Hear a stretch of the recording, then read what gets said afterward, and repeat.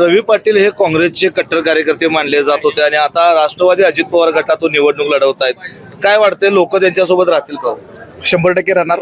कारण पक्षापेक्षा माणूस महत्वाचा, त्या उद्देशानं माणसं मला वाटते रवी सरांना सहकार्य करतील. वडणी गावातील सर्व जनता रवी पाटील सरांच्या बरोबर, त्याचबरोबर वडणगे जिल्हा परिषद मतदारसंघातील जेवढी गावं आहेत तेवढी सगळी गावं रवी सरांना सहकार्य करतील आणि त्यांना विजयाचा गुलाल लावतील. या उद्देशानंच आम्ही सर्व कार्यकर्ते मोठ्या हिमतीनं, मोठ्या जिद्दीनं या निवडणुकीमध्ये उतरलेलो आहोत.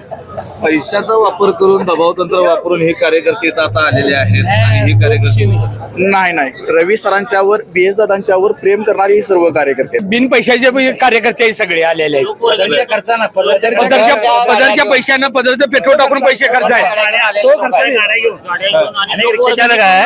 स्वतःच्या खर्चाने आम्ही आलोय. स्वतः राबतोय आम्ही, स्वतः राबतोय. होय ना. पण काँग्रेसमधून आता तुम्ही राष्ट्रवादी अजित पवार मध्ये आता राहुल पाटील गेलेले आहेत आणि त्यानंतर आता या संपूर्ण आमचे नेते PN पाटलांचे चिरंजीव सांगतील ते सही असते आणि एकनिष्ठ राहणारी माणसं आहे बेजदा. त्यामुळे विषय नाही, ते सांगतील त्याप्रमाणे होणार. काय हो, तुम्हाला काय वाटतं? योग्य आहे ती. जे राहुल पाटलांनी जे निर्णय घेतलाय तो आता ग्रुपला सुद्धा मान्य आहे. काय कारण कसं आजच्या घडीला जर काम बघितलं राहुल पाटलांचं तर एकदम कसं PN पाटलांच्या पाऊल ठेवून काम पुढे चालू आहे. तसंच रवी पाटलांचं सुद्धा BS पाटलांच्या पाऊल ठेवून काम पुढे चालू आहे त्यांचं. काँग्रेसचे लोक साथ देतील का? नाही, काँग्रेसचे 100% साथ आहे ना. काँग्रेसचाच गट आता तो राष्ट्रवादीत हा गेलेला आहे सगळा गट आणि रवी पाटलाला ह्या गटानंच सगळा उभा केलेला आहे.